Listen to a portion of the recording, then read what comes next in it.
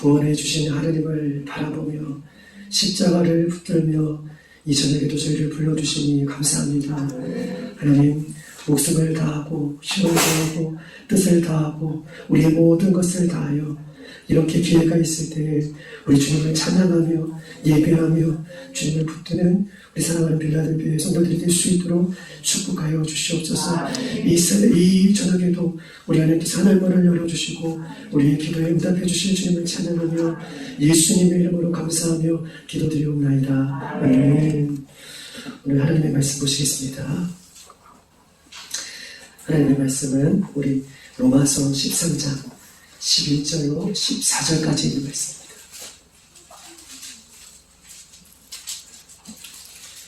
로마서 13장 11절로 14절까지 있는 말씀.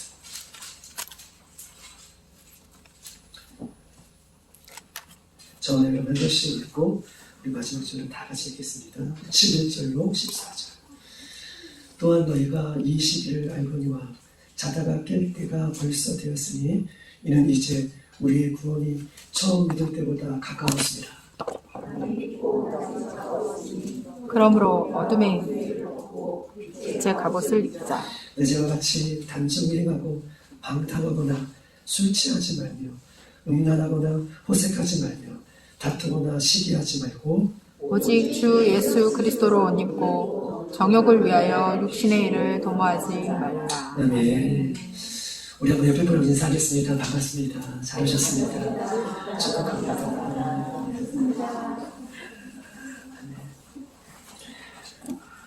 오늘은 깨어있으라 라고 하는 제목을 가지고 함께 은혜를 나눠보도록 하겠습니다. 어느 시대를 막론하고 깨어있는 사람, 어느 시대를 막론하고 이렇게 영적으로 깨어있는 사람은 소수의 사람이고 그렇게 많지 않은 것을 우리가 누누이 성경을 통해서도 알 수 있습니다. 어느 시대든 영적으로 깨어있는 사람은 소수의 사람이고 많지 않다. 우리가 영적으로 잠들기는 아주 쉽지만 깨어있기는 쉽지 않은 시대를 살고 있습니다. 아차하는 순간에 우리의 영이 잠들기 때문에 우리가 깨어있는 것은 쉽지 않지만 우리가 아차하는 순간에 우리 모두는 잠들 수 있는 이 시기를 우리가 보내고 있다고 얘기하고 있습니다. 왜 우리가 영적인 잠을 잘까요? 이 시대에 우리가 깨어있어라 라고 하나님께서 말씀해 주심에도 불구하고 왜 이 시대에 많은 사람들이 영적으로 잠을 자고 있을까를 따져보면 우리가 어딘가에 마음이 빼앗기고 있기 때문에 영적으로 잠을 자는 시기를 받고 있다고 얘기할 수 있습니다. 먹음직하고 부엄직하고 탐스럽게 보이는 것, 그것들에 대해서 우리가 무엇인가를 빼앗기고 있기 때문에 우리가 영적으로 잠을 자고 있다라고 이야기하는 것입니다. 특별히 영혼이 잠들 때에 또 영혼이 깊은 어둠 속에 빠져 있을 때에 우리가 영혼이 잠들고 영혼이 깊은 어둠 속에 빠져 있을 때에는 하나님이 보이지 않습니다. 영혼이 잠들 때, 영혼이 깊이 빠져 있을 때에는 하나님의 음성을 들을 수가 없습니다. 또한 하나님을 바라보지도 못하는 그런 모습이 영적으로 잠자는 자의 모습이다라고 이야기할 수 있습니다. 그래서 하나님께서는 우리에게 오늘 이 말씀을 통해서 우리가 지금은 깰 때라라고 얘기하고 있어요. 자다가 깰 때라 주님이 다시 오실 때가 가까웠다. 저는 오늘 말씀을 준비하면서 자다가 깰 때라 이거보다 더 강조하고 싶은 말은 오늘 결정할 때가 같다라고 이야기하고 싶습니다. 결정할 때. 자다가 깰 때라 이 말씀보다 한시점 더 강조해서 우리가 결정할 때다. 잠자지 않기를 결정하고 깨어있기를 결정하고 기도하기를 결정하고 예비하기를 결정하고 하나님을 붙들기를 결정하는 것. 이 시대가 이렇게 결정할 때인 것을 오늘 자다가 깰 때라고 하는 말씀 속에 하나님께서 우리에게 의미를 던져주고 있는 것이죠. 하나님께서는 예수님 시대에도 오늘 사는 우리에게도 한 가지 통일적으로 또 한 가지 우리에게 일괄적으로 이야기하고 있는 것은 하나님의 때가 곧 다가왔다는 것을 예수님 당시에도 일괄적이고 통일적으로 말씀하시고 오늘 사는 우리에게도 역시 하나님께서는 곧 하나님의 나라가 가까이 왔음을 그 2000년 전부터 시작해서 지금을 사는 이 시기 속에서도 계속해서 통일되게 일괄적으로 하나님께서는 하나님 나라가 곧 가까이 왔음을 우리에게 말씀하고 있는 것입니다. 그런데 이 시대가 얼마나 간지 우리가 하나님 나라가 가까이 왔다라고 하면 이렇게 말을 하면 많은 사람들이 색안경을 끼고 마치 시험부 종말론자처럼 극단적인 종말론자처럼 이렇게 취급받는 시대를 우리가 살고 있습니다. 주님의 때가 가까이 왔다라고 하는 말씀을 이 시대는 어떻게 해요? 색안경을 끼고 이 하나님의 준엄한 말씀을 약화시켜서 오히려 예수 그리스도를 믿고 교회하는 모든 성도들이 이 말씀을 듣고도 잠을 자고 이 말씀을 듣고도 깨어있지 못하는 이 시대를 성경께서는 우리에게 이야기하고 있는 것입니다. 오늘 본문 11절에는 이렇게 이야기하고 있어요. 또한 너희가 이 시기를 알거니와 자다가 깰 때가 벌써 되었으니 이는 이제 우리의 구원이 처음 믿을 때보다 가까웠다 라고 이야기하고 있습니다. 이 시기, 깰 때, 믿을 때, 때에 대해서 이야기하고 있죠. 믿을 때, 이 시기, 깰 때, 이 때에 대한 이야기는, 이 시기에 대한 이야기는 헬라어로 두 가지의 의미가 담겨져 있습니다. 때, 깰 때다. 이 시기가 왔다. 이때다. 라고 하는 11절에 이 때에 대해서 계속 강조하고 있는데 성경은 이 때에 대해서 두 가지 의미를 우리에게 부여하고 있는데 하나는요 물리적인 시간 또 역사적인 시간 크로노스의 때를 얘기하고 있고 하나는 하나님의 교회의 때인 카이로스를 이야기하고 있어요. 즉 우리가 잘 성경 공부에서 배웠던 것처럼 이 물리적인 시간은 과거부터 미래까지 차곡차곡 가는 역사적인 시간인 거예요.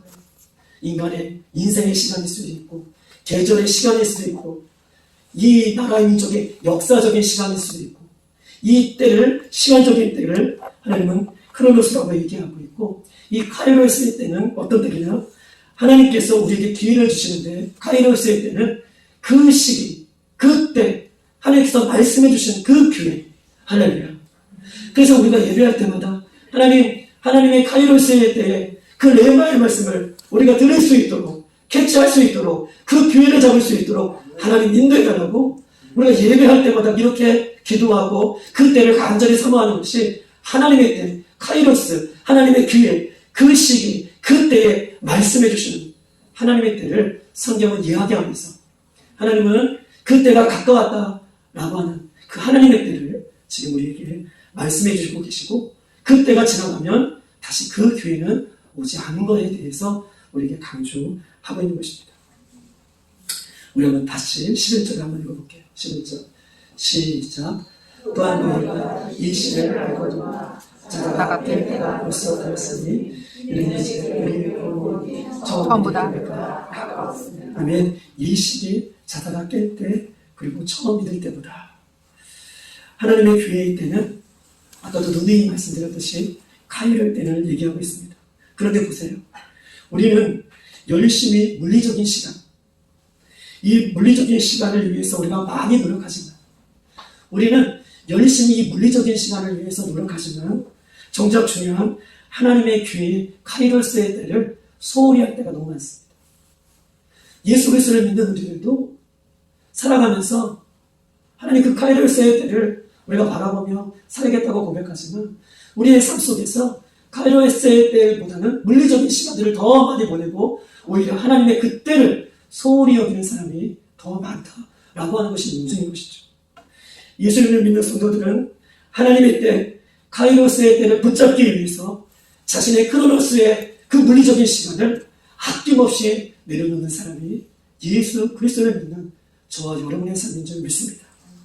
카이로스를 위해서 크로노스의 자기의 때를 아낌없이 내려놓고 그 주님의 때를 붙잡기 위해서 오늘도 깨어있고 노력하는 사람이 우리 예수 그리스도를 믿는 신부로 그 신랑 되신 주님을 맞이하는 우리의 모습이 되어야 된다라고 성경은 이야기하고 있는 것입니다. 왜 자다가 깰 때라고 얘기하고 있습니까? 우리 11절에 처음 믿을 때보다 그때가 가까이 왔다라고 얘기하고 있어요. 처음 믿을 때보다 그때가 하나님의 나라가 더 가까이 왔다. 가까이 왔다라고 하는 이 헬라어 동사는 비교급이에요. 뭐뭐보다 더 가까이 왔다. 즉 다시 말해서 비교급인데 정점에 이제 옛날보다 정점에 와 있다. 이것을 비교하고 있는 거예요. 그냥 우리가 가까이 왔다, 그 하나님의 나라가 가까이 왔다 라고 얘기하면 그래, 예전부터 그 나라에 대해서 못이 박히도록 우리가 들었는데, 그런데 그보다 더 강조하는 것은 그 과거의 때보다 정점에 더 가까이 왔다라고 헬라어 동사는 이 비교하면서 우리의 삶을 되돌아보기를 원하고 있는 것입니다. 그래서 자다가 깰 때가 되었다. 주님의 나라를 더욱더 사모해야 된다라고 말씀하고 있는 것입니다. 우리 한번 12절을 한번 다시 읽어볼게요. 12절 시작. 밤이 깊고 낮이 가까웠으니 우리 어둠의 이름을 보고 빛의 값을 입자. 밤이 깊고 낮에 가까웠으니 그러므로 우리가 어둠의 일을 벗고 빛의 갑옷을 입자라고 12절에 이야기하고 있습니다. 오늘 밤이 깊고 낮이 가까웠다라고 하는 이 헬라어 동사는 밤이 깊다라고 하는 것은 점진적인 의미가 있어요. 즉 밤이 많이 전진되었다. 밤이 깊은 정점을 지나서 많이 시간이 흘렀다. 이런 뜻을 갖고 있습니다. 많이 지나갔다. 이해되셨어요? 밤이 깊다라는 것은 밤이 정점을 지나서 이 낮이라는 이 새벽이 곧 올 텐데 새벽까지 지금 거의 다 왔다라는 의미를 지금 부여하고 있는 것입니다. 즉 이 밤이 지날 때도록 다 지났음을 성경이 이야기하고 있어요. 낮이 가까웠다라고 하는 것은요 완료형입니다. 완료형. 낮이 가까웠다라고 하는 완료형인데 이미 낮에 와 있다라고 얘기하고 있습니다. 이미 하늘나라가 와 있다라고 우리에게 이야기하면서 깨어있을 것을 성경이 이야기하고 있는 것입니다. 낮은요 하나님 나라 천국을 말하지만 밤은요 아직도 우리가 깨어있지 못하는 이 세상의 모습을 성경은 이야기하면서 이 세상에서 이 밤에서 이 제약에서 깨어있을 것을 성경이 우리에게 말하고 있는 것입니다. 그런데 오늘 본문을 잘 살펴보면요 낮이 가까워하지만 아직도 우리가 밤에 속해 있음을 이야기하고 있어요. 낮이 가까이 왔다라고 얘기하지만 낮이 하나님의 나라가 와서 우리에게 임하고 있다라고 하는 완료형으로 얘기하는 것이 아니라 낮에 가까워왔지만 아직도 우리의 삶은 아직 밤을 맞고 있음을 성경은 이야기하면서 그 밤을 맞고 있는 우리들에게 깨어있을 것을 강조해서 이야기하고 있는 것입니다. 그러면서 12절 이렇게 이야기하고 있죠. 깨어있을 것을 이야기하면서 그러므로 우리가 어둠의 일을 벗고 빛의 갑옷을 입자. 할렐루야. 우리가 어둠의 일을 벗고 빛의 갑옷을 입자. 즉 바울은요 어둠의 옷과 빛의 갑옷을 구분하여서 한 옷은 이제 벗어버리고 한 옷은 새롭게 입을 것을 이야기하고 있어요. 한 옷은 벗어버리고 한 옷은 새롭게 입어야 된다는 것을 강조하고 있는 것입니다. 저는 중국에 13년 이렇게 살다가 이렇게 왔어요. 13년 살다 오니까 중국 사람들의 풍습이 하나 있는데 중국 사람들의 풍습은 어떤 풍습이 있냐면 본인들이 잘 살고 있다라는 것을 사람들에게 보여주고 싶어하는 그런 풍습이 있어요. 허례라면 허례할 수 있고 그런 모습이 있는데 그 한 가지가 어떤 모습이냐면 이른 아침에 새벽에 그리고 초저녁에 뭘 입고 나오냐면 잠옷을 입고 나와요. 잠옷을 입고 나와요. 왜 잠옷을 입을까요? 내가 잠옷을 입을 정도로 산다. 웃기죠? 웃어주셔서 감사합니다. 제가 앞에서 썰렁한 얘기하면 우리 성도들 절대 안 오셔가지고 늘 긴장하고 있는데 감사해요. 잠옷을 입고 나와요. 잠옷을 입는 이유는 내가 잠옷 입을 정도로 우리 집에 살고 있다. 그래서 이른 아침에 우리 동네마다 잠을 쓰거든요. 잠옷 입고 잠을 보는 거예요. 그리고 초저녁에 잠옷을 입고 동네 한 바퀴를 이렇게 돌아 그런 중국 사람들의 모습을 많이 봤는데요.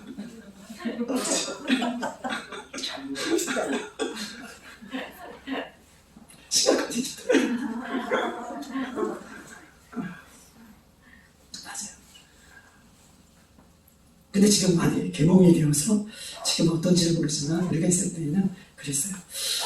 오늘 보면은 낮과 밤에 입을 옷이 따로 있음을 이야기하고 있어요. 낮 낮에 입는 옷, 밤에 입는 옷.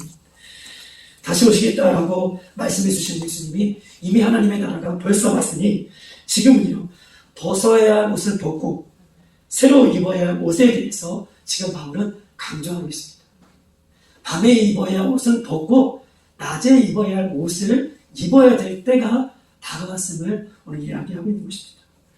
아직 기회가 있을 때 벗어야 할 옷, 사단의 일, 또 죄의 옷, 더러운 옷을 기회가 있을 때 벗고 또 우리가 새로운 옷, 예수 그리스도의 옷, 죄사함의 옷, 구원의 옷, 회개의 옷을 입을 것을 우리에게 이야기하고 있는 것입니다. 주님 다시 오실 날은 두 세력이 큰 싸움을 벌일 거예요. 두 세력이 주님 다시 오실 때에는 우리가 계시록을 좀 볼 거지만 두 세력이 큰 싸움을 벌일 겁니다. 우리 한번 계시록 12장에 있는 말씀 한번 찾아보십시오. 오늘 14장은 이렇게 적어 놓으시고요. 계시록 411쪽에 있습니다. 요한계시록 12장.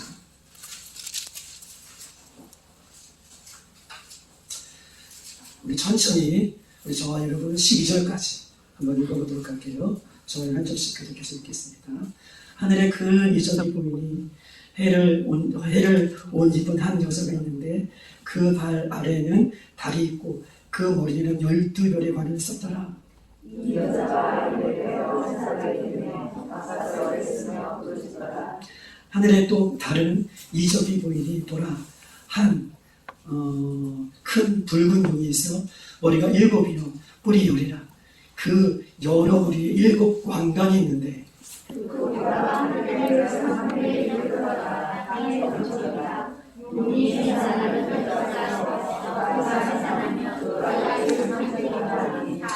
여자가 아들을 낳으니 이는 장차 철창으로 만국을 다스릴 남자라.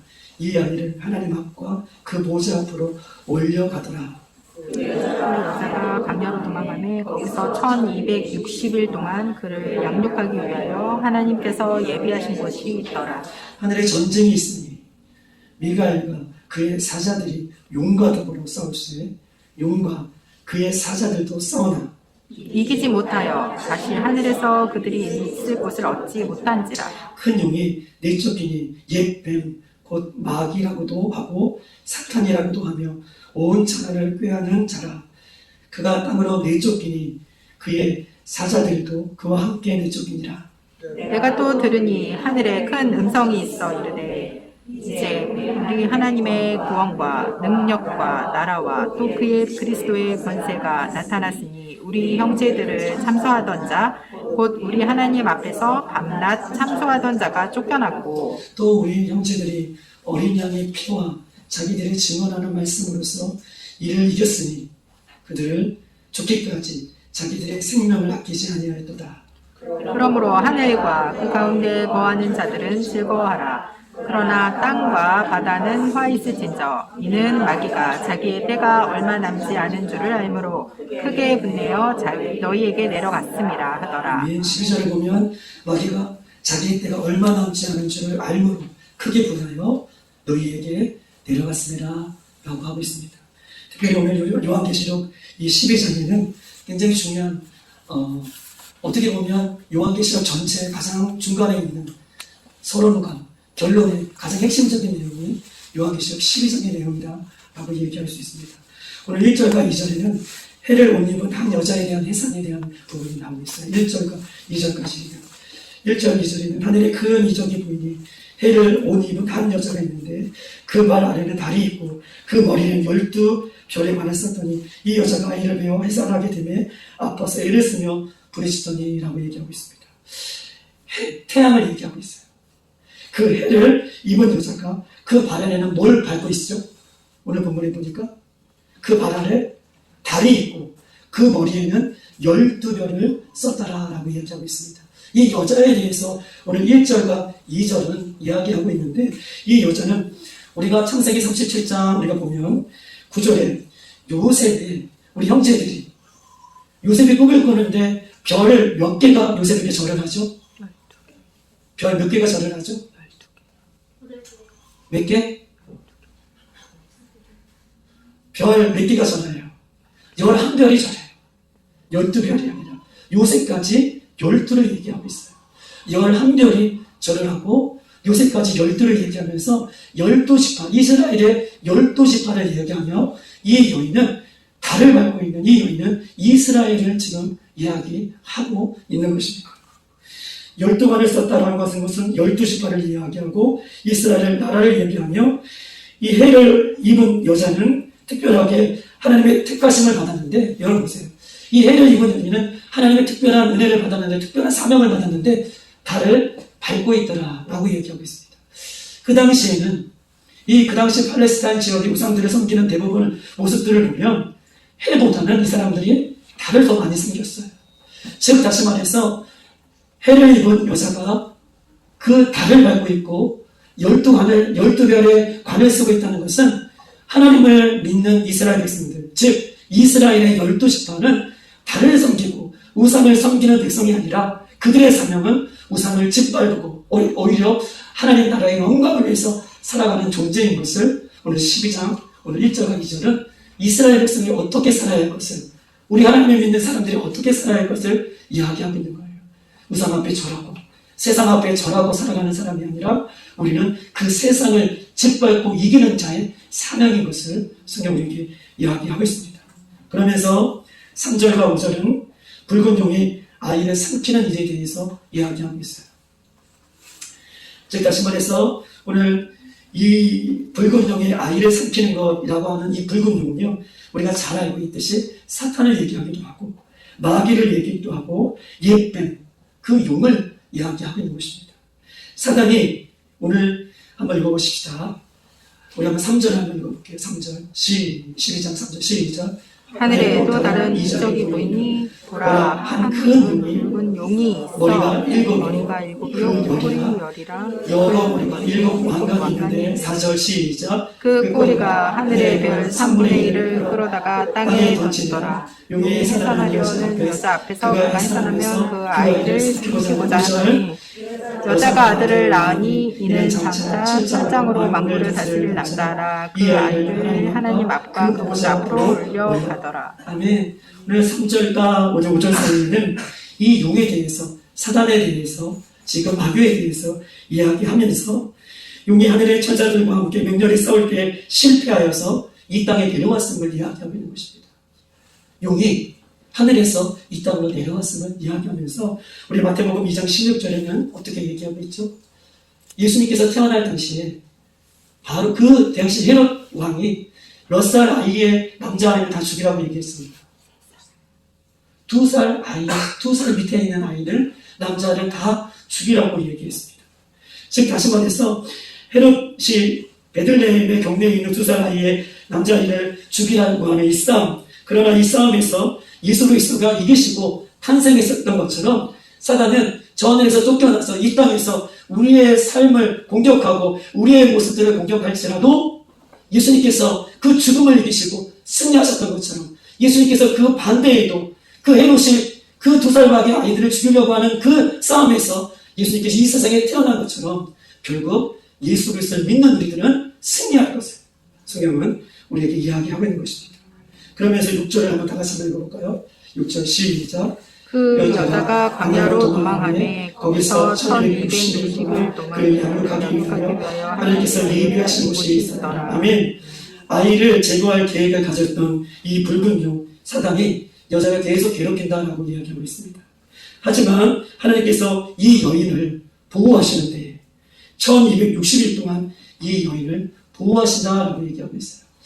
우리가 요한계시록 한때, 두때, 세때가 나오잖아요. 한때는 몇 년이라고 보고 있죠?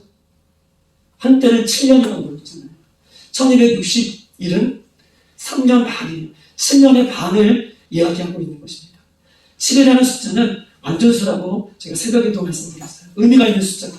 즉 하나님께서는 1260일, 3년 반이라는 기간 동안 이 여인을 보호하는데 하나님께서 사단의 어떤 공격이 있을지라도 사단이 어떤 싸움을 벌일지라도 하나님은 완벽하게 3년 반 하나님 완벽하게 하나님의 이 여인을 보호하시고 예수 그리스도를 믿는 우리들을 완벽하게 보호하실 것을 성경은 이야기하고 있는 것입니다. 아멘. 예수님께서 주님에서 재림하실 때까지 다시 오실 때까지 예수를 믿는 사람은 사단이 공격하고 있는데 그럼에도 불구하고 광야 같은 인생을 우리가 사단에게 공격을 받아서 살고 있지만 그러나 하나님은 믿는 자를 철저하게 완벽하게 보호해 주실 것을 약속하고 있는 것입니다.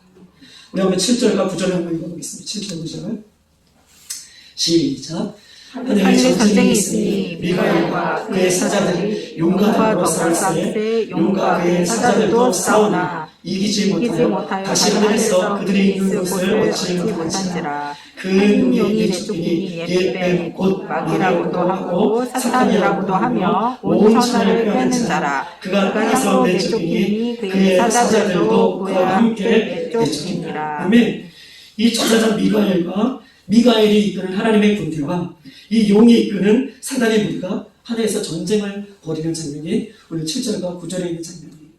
하나님의 천사장 미가엘과 그 미가엘이 이끄는 그 군대와 그리고 오늘 사단 용이 이끄는 그 사단의 세력들과 싸움을 싸우는데 이 전쟁을 치르는데 이 전쟁에서 이 사단의 세력이 힘을 잃고 이 땅에 쫓겨나는 것을 이야기하고 있는 것입니다.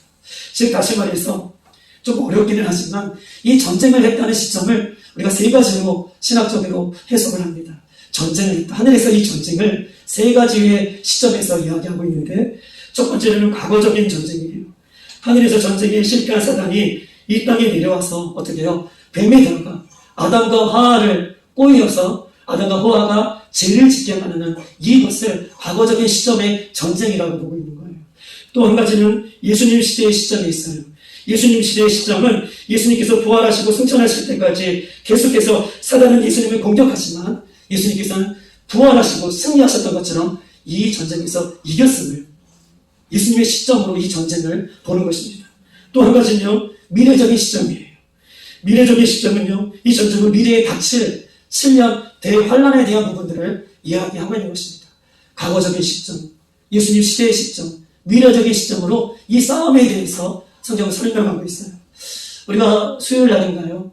신랑 되신 예수님 오실 때에 믿음을 끝까지 지키고 신랑 되신 예수님 오실 때에 끝까지 말씀으로 순종하며 살아냈던 그 사람들은 혼인잔치에 참여하지 못하는 영혼은요 어떻게 해야 되느냐? 여러분 보세요. 우리가 믿음을 지키고 그 믿음 가운데 끝까지 삶으로 살아낸 그런 진짜 믿음을 가진 사람은 신랑이 오실 때에 저 천국에 같이 신랑의 혼인잔치에 참여하지 못하는 사람은, 휴거되지 못하는 사람은 큰 7년에 대한 환난을 겪을 거예요. 그때 이 7년에 대한 환난은 우리가 그냥 믿음으로는 이 환난을 견딜 수가 없다. 이 환난을 통과할 수가 없어요. 그래서 여러분들에게 수요일 날인가 말씀드렸던 것처럼 이 환난을 이기는 믿음은 어떤 믿음이라? 순교하는 믿음이라고 그랬어요.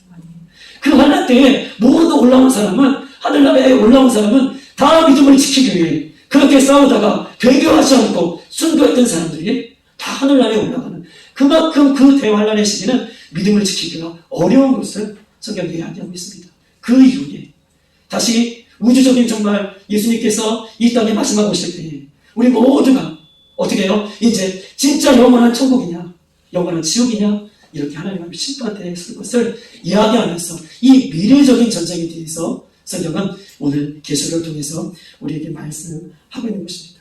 그러므로 이 예언의 말씀을 읽는 자와 듣는 자와 그 가운데 기록한 것을 지키는 자는 복이 있나니 때가 가까웠습니다 라고 요한계시록은 우리에게 힘주어 말하고 있어요. 이 기록한 예언의 말씀을 읽는 자와 듣는 자와 그 가운데 기록한 것을 행하는 자는 복이 있나니 때가 가까웠습니다. 깰 때가 되었다라고 이야기하고 있어요. 그러면서 오늘 요한계시록 12장 12절 맨 마지막 절에 보면 그렇게 쫓겨난 사단이요 마귀가 자기의 때가 얼마 남지 않은 줄을 알므로 크게 분하여 너희들에게 내려갔습니다 라고 얘기하고 있습니다. 쫓겨난 마귀가 사단의 군세들이 이 땅에 쫓겨나서 한 사람이라도 더 하나님 지옥 백성 삼으려고 한 사람이라도 더 지옥으로 끌려가려고 이 땅에 내려와 있음을 성경은 오늘 요한계시록을 통해서 우리에게 이야기하고 있습니다. 그러므로 전쟁에 참여하는 우리들은 여러분 보세요. 전쟁에 참여하는 우리들은 그냥 매일같이 똑같이 살아가는 이런 옷을 입고 전쟁에 참여할 수 없어요. 성경은요. 마귀하고 싸울 때, 사단하고 싸울 때에는 우리가 하나님의 갑옷을 입기를 원하는데 하나님의 정신갑주를 취하여 전투적인 삶을 살기를 원하시고 계시는 것입니다. 할렐루야. 어떻게 전투적인 삶을 살아도 우리가 이길까 말까 이 땅에서 우리가 어떻게 잠을 자고 우리가 영적으로 깨어있지 않고 사단의 권세에서 이길 수가 있냐라고 하는 말씀을 성경은 우리에게 이야기하고 있는 것입니다. 전장에 전투하는 사람이 어떻게 잠을 잘 수 있냐? 깨어있어라. 곧 그날이 다가왔음을 성경이 우리에게 이야기하고 있어요. 성도의 삶은요, 어두운 세상과 접하며 살아가지만 아직 그 날이 오지 않고 주님께서 다시 오시겠다라고 하는 그 날이 다가왔지만 여전히 밤에 살고 있지만, 그러나 우리 성도들은요, 빛의 자녀처럼 하나님의 자녀처럼 그렇게 살 것을 성경이 우리에게 이야기하고 있습니다. 그러므로 낮의 자녀, 예수님의 자녀로 합당한 삶을 살기 위해서는 어떻게 해요? 싸움은 필연적인 것이다. 이 시대에 하나님의 자녀, 빛의 자녀, 거룩한 자녀, 예수님의 자녀로 살아가는 이 땅의 우리의 삶은 그냥 매일매일 똑같은 삶이 아니라 이제 싸움은 필연적인 삶이 되었다는 것을 성경은 이야기하면서 깨어라!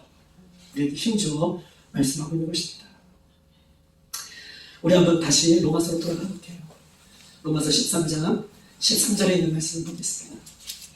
그러면 구체적으로 깨어있는 것이 어떤 것인가에 대해서 13절을 이야기하고 있는데 13절 다 같이 시작. 낮에와 같이 단정히 행하고 방탕하거나 술 취하지 말며 음란하거나 회색하지 말며 다투거나 시기하지 말고 14절 시작. 오직 주 예수 그리스도로 옷 입고 정욕을 육신의 일을 도모하지 말라. 아멘. 그러면 깨어있는 것에 대한 구체적인 말씀에 대해서 성경을 이야기하고 있습니다. 낮에와 같이 단정히 행하고 방탕하거나 술 취하지 말고 음란하거나 호색하지 말며 다투거나 시기하지 말아라. 낮에와 같이 단정하다라고 하는 이 표현은 지금은 밤이라는 사실을 간접적으로 이야기하고 있는 거예요. 낮에와 같이, 지금은 밤이지만 낮같이 살아가는 것이에요. 주님의 때가 지금 완벽하게 이루지는 않았지만 곧 와 있지만 어둠의 때를 살고 있지만 우리가 어떻게 살아나? 낮에 살아가는 사람처럼 살 것을 이야기하고 있어요. 이해 계시죠? 지금 밤이라는 거예요. 아직 완벽한 낮이 되지 않았지만 우리가 낮에 살아가는 사람처럼 깨어 살 것을 이야기하고 있는 것입니다. 성도들의 삶은 지금 밤에 살고 있지만 그러나 낮에 살고 있는 것처럼 근심하고 경계하고 기도할 것을 이야기하고 있습니다.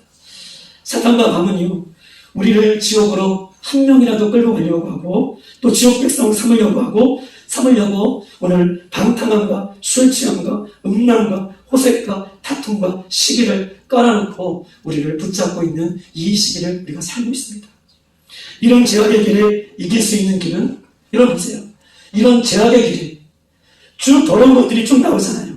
방탕함과 술 취함과 음란과 호색과 다툼과 시기와 이런 것들을 물리칠 수 있는 유일한 길은 내가 낮에 사는 사람처럼 살 것을 이야기하고 있는 것입니다. 즉 우리의 삶은 코람데오 하나님 앞에서 하나님 면전 앞에서 하나님 내 앞에 계신다는 그런 의식으로 살 것을 요구하고 있는 것입니다. 하나님 내 앞에 계시다. 내가 하나님 앞에 서 있다. 코람데오. 이런 의식으로 이런 믿음으로 이 모든 것들을 물리치기를 하나님 원하시고 계시는 것이죠. 여러분 우리가 낮에 많은 사람들이 있는데 대낮에 많은 사람들이 있는데 우리가 어떻게 이런 죄악을 범할 수가 있겠습니까? 사람들의 눈을 의식해서라도 우리는 이런 죄를 우리가 떨쳐버리지 않겠습니까? 그런 모습처럼 낮의 모습을 우리가 살 것을 이야기하고 있는 것입니다. 자다가 깰 때라 11절 얘기하면서 주님이 날이 곧 가까웠습니다 라고 얘기하고 있어요. 그러면서 재림 때가 나타나면 이런 일들이 있을 것이다 라고 얘기하고 있습니다. 여러분 한번 보세요. 마지막 때는 이런 일들이 있을 것이다. 적그리스도, 거짓 그리스도, 거짓 선지자. 우리나라에 거짓 그리스도가 200명이 넘는다고 얘기해요. 자기가 예수님이다 라고 하는 사람이 200명이 넘고 200명이 넘는 그런 숫자가 자기가 예수님이다 라고 그렇게 살고 있다고 얘기합니다. 거짓 선지자, 전쟁, 기근, 질병, 지진, 해일, 배신, 사랑의 식어짐, 불법이 성행하고 성범죄가 증거하고 교통이 빨라지고 어떻게 해요? 자연재해가 일어나고 또 지식이 축적되고 요한계시록에 나오는 말씀처럼 지식이 축적되고 교통이 빨라지고 이런 모든 것들이 우리 앞에 있는 상황들을 보면 이 시대가 정말 하나님께서 오실 마지막 때인 것을 우리는 피부적으로도 상황적으로도 알 수가 있습니다. 그러면서 데살로니가전서 5장 1절과 3절 이렇게 써 있습니다. 형제들아, 때와 시기에 관하여 너희에게 쓸 것이 없으면 주의 날이 밤에 도적같이 이룰 줄을 너희 자신이 자세히 알미라. 저가 평안하다 안전하다 할 그때에 멸망이 오려니 우리는 그때를 피하지 못하리라 라고 얘기하고 있어요. 할렐루야. 내가 안전하다 평안하다 라고 그럴 때에 하나님의 나라가 도적같이 임한다라고 성경을 이야기하고 있고, 도적같이 임하는 그 하나님의 나라를 피할 자가 아무도 없다라고 이야기하고 있는 것입니다. 예수님께서는 인자가 올 때에 믿는 자를 보겠느냐라고 말씀하고 계셔요. 바울도 너희가 믿음이 있는가 너 자신을 시험하여 보라 라고 말씀하고 계십니다. 예수님께서는요 사람들에게 믿음이 없는 자라고 경고하고 계시고, 또 많은 사람들에게 이 믿음이 적은 자다라고도 얘기하십니다. 또한 어떤 사람들에게는 믿음이 큰 자라고도 칭찬하고 계시죠. 저와 여러분은 이 마지막 때에 하나님께서 우리들에게 보실 때 우리는 어떤 믿음을 갖고 있습니까? 어떤 믿음을 우리가 잡기 위해서 우리가 깨어 근심하며 오늘도 그 믿음의 경주를 달려가고 있습니까? 사랑하는 여러분, 오늘 이때는요 저의 말이 아니라 깨어 낚같이 행할 것을 성경은 이야기하고 있습니다. 그러면서 12절에 빛의 갑옷을 입자 오직 우리 주 예수 그리스도의 옷을 입어야 될 것을 이야기하고 있어요. 빛의 갑옷을 입자. 이제 더럽고 추한 죄악의 옷, 세상의 옷, 아직도 걸쳐있는 예수님보다 더 귀하게 여기는 그 옷들을 벗어버리고 빛의 갑옷, 예수 그리스도의 옷을 입기를 주님께서는 이야기하고 있는 것입니다. 그러면서 술 취함과 방탕함과 이런 더럽고 추한 옷을 버릴 것을 이야기하고 있는 것이죠. 방탕한 시대를 우리가 살고 있습니다. 술 취하는 시대를 살고 있습니다. 한 잔, 두 잔 먹은 술이 곧 사람을 멸망시키고 또 인생을 멸망시키는 시대를 우리가 보고 있습니다. 또한 어떤 시대를 살고 있습니까? 음란과 호색의 시대를 우리는 살고 있습니다. 음란과 호색은 방탕과 술 취함과 늘 같이 가는 시대인데, 성적으로 타락한 이 시대를 바라보면서 사도 바울이 깨어있을 것을 이야기하고 있어요. 우리가 교회 밖에만 나가면 우리 주변에 얼마나 많이 우리를 유혹하는 것들이 얼마나 많은지 모릅니다. 음란의 죄는요 결코 하나님께서 용서하지 않는데, 음란의 죄는 자신을 멸망시키는 거예요. 음란한 죄는 성경에서 누누이 말하지만 자신이 멸망받는 죄가 음란의 죄인 것입니다. 음란의 죄는요 결혼 관계에 있어서 하나님의 창조의 질서를 지키고 결혼 관계에 있어서 하나님의 창조를 지키면서 그 안에 부부가 서로 사랑하며 이렇게 맺어야 되는 것인데, 음란의 죄는 결혼 밖에, 가정 밖에서 저지른 죄이기 때문에 이것은 철저하게 하나님 앞에 회개하지 않으면 하나님 앞에 설 수 없는 죄인 것을 성경이 이야기하면서 음란과 호색이 이 시대에 얼마나 무서운 것은 성경이 이야기하고 있는 것입니다. 다툼과 시기를 이야기하고 있어요. 화평이 깨어지고 관계가 단절되어지고 또 다툼이 일어나면 풀지 않는 시대를 우리가 살고 있습니다. 오늘날 나라와 나라가, 민족과 민족이, 그리고 관계와 관계가, 가정과 아버지 간의 관계 속에서, 교회 안에서도, 세대 갈등 속에서도, 남녀 차이 속에서도 곳곳에 이렇게 갈등하며 시기하며 분쟁하며 다투는 시기가 요즘 시대다라고 이야기하고 있습니다. 이런 시대를 보면서, 이런 시대에 하나님께서 우리에게 사인을 주면서 우리에게는 한 가지 이렇게 이야기하고 있는 것이죠. 자다가 깰 때다 라고 말씀하고 계십니다. 우리의 모습이 어떻습니까? 혹 이겨나 이런 것들 중에 하나라도 우리가 걸려있는 모습은 없는지 돌아보십시다. 빛의 갑옷, 예수님의 옷을 입고 회개함으로 죄가 사해질 때까지, 다시 그 은혜의 옷을 내가 입을 때까지 육신의 일을 도모하는 모든 것들을 내려놓고 오늘 나를 위해 죽으시고 십자가에서 우리의 구원을 이루시는 그 예수님의 옷을 우리가 힘입고 우리가 이 마지막 때에 오늘 말씀을 듣고 그냥 나가시면 안 돼요. 오늘 싸움하기로 결단하고 나가셔야지. 우리가 싸우기로 결단하며 나아가도 세상과의 싸움에서 지는데 오늘 그냥 말씀을 듣고 나간다면 우리는 역전이 백전백패가 될 수 있을 것입니다. 사랑하는 여러분, 오늘 이 시간에 단 한 가지라도 결단하십시다. 아멘. 내가 하나님 깨어있기를 결단합니다. 아멘. 내가 주님 앞에 의의 옷 회개하기를 결단합니다. 주님 이 밤에 나를 통해서 이 말씀을 듣게 하셨는데 오늘 더욱더 내가 믿음 안에서 온전히 주님 안에 살기를 소망합니다. 이렇게 결단할 때에 하나님께서는 오늘 이 계시록 12장에 결국은 이스라엘 백성들, 믿음을 지키는 백성들을 하나님께 지키시고 그 백성들의 생명을 살려주셨던 것처럼 오늘도 우리의 생명을 하나님께서 살려주실 줄 믿습니다. 아멘. 오늘 이 시간 다 같이 한번 기도하십시다. 이 시간 한번 기도할게요. 깨어있는 신앙은 철저히 개인의 몫입니다. 하나님께서 우리를 부르실 때에 우리 모두를 부르시지만 결국 하나님 앞에 섰을 때, 예수님 앞에 섰을 때에는 각자가 서는 것입니다.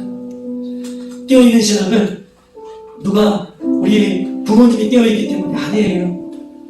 우리 교회 성도 누가 깨어있기 때문에 아닙니다. 내가 깨어있기를 작정하고 결단할 때 하나님께서는 그 은혜를 우리에게 베풀어 주실 것입니다. 아멘. 성경은 곳곳에서 그냥 기도하라고 말하지 않습니다. 깨어 기도하라고 말씀하십니다. 아멘. 깨어 기도하는 자만이 주님 신랑 되신 예수님을 맞이할 수 있는 은혜를 받는 것입니다.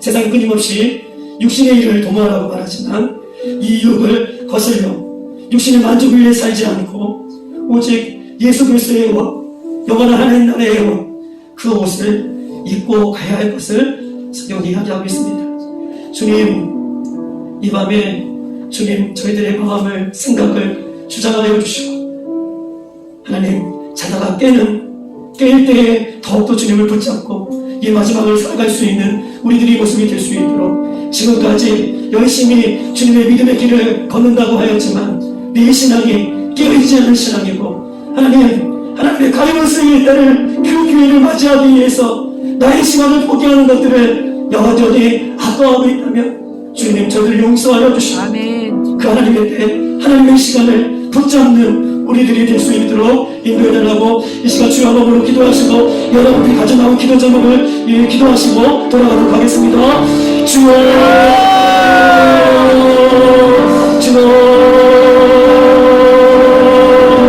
아버지